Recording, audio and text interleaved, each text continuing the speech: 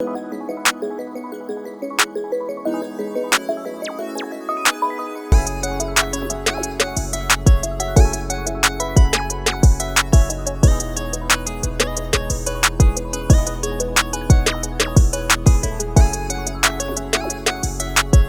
guys, if you clicked on this video, you are probably wondering something about fender mirrors. Whether that's, should you buy fender mirrors? Should you install fender mirrors that came factory on your car but you don't have on your exact model? Should you put fender mirrors on a car that doesn't have fender mirrors? Would fender mirrors even look good on your car? And are they really practical? Can you actually see out of these? Can you use them? Because like, as cool as it is to have mods on your car, if they're not functional, I mean, at least in my case, like, they're not that cool. So this right here is my car. This is a 1989 Nissan Sentra. If you want to know more about this car, I have a whole separate video. You can go check out that. There's a link in the description. So this car, did it come with these fender mirrors factory? No, these cars never came with fender mirrors from the factory. These are an Amazon special. You know, they look factory. If you were to look at this car and you didn't know what it was, you would think that these fender mirrors are factory. They have an all blacked out bumper, front and rear, and they look pretty normal. And then if you look here, actually, I talked about this in a previous video, but this is a factory Nissan block-off plate. This is what they put on the base model versions of this car. This car never came with a passenger side mirror. It only came with a driver's side mirror. And it looked weird. If you've seen older 911s, actually, some of them will have only a driver's side mirror and no passenger side mirror. Now, in the case of this, it came with a driver's side mirror.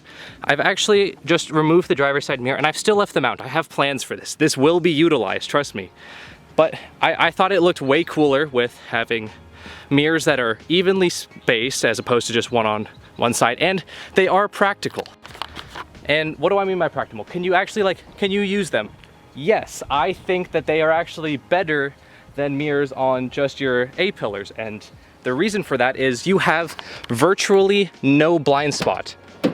So, what do I mean? We're currently sitting inside the car right now, and what do I mean by no blind spot? You have a small blind spot. Now, what's really cool about fender mirrors and unique to them is that it moves the mirror extremely far forward, and in my case, I mounted it almost at the very end of the hood.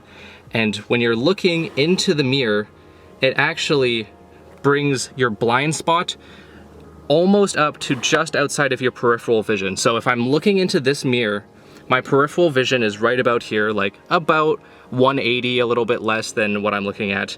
But if the car is sitting right here, that mirror still picks it up. And then it picks it up all the way back there, right here where your blind spot normally is, because it is out of this mirror, you can still see it in that mirror. If you made it this far in the video, thank you so much for watching. Please consider subscribing. I do content like this every single day. Okay, so I'll set up a little bit of a scenario for you right here. If I'm sitting right here in the driver's seat like I normally do, and I'm looking in the mirror, I can see everything up until right about here-ish of the car. And my peripheral vision comes right across. So your blind spot is moved from basically the A-pillar back to where you can see in this mirror, to this mirror picking up everything up until right about here, and your peripheral vision picks up everything right here. So I guess we should go over one of the big drawbacks of these. They jiggle.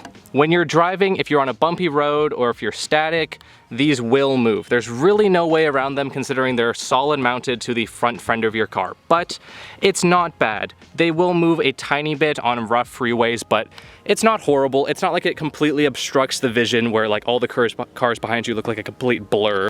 Now on this passenger side specifically, I have one of these little smaller parking mirrors. I can glance in this and see my back tire.